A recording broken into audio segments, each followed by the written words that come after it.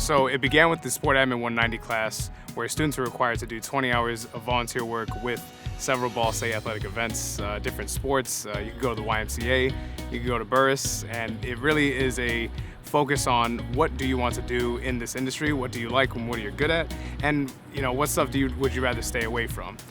From there, I went and joined the Sport Admin Association. That is a student-led club that facilitates aspiring sport professionals to advance their careers, whether it's daily field trips, we have workshops, professional development, we have guest speakers, and all this really builds up their repertoire and their skill set in order to become a very efficient and productive member for any organization post-graduation. And then along from there, we just try to take advantage of the networking opportunities with several sport professionals that we meet across the semesters, and it's really been another positive experience for me at Ball State.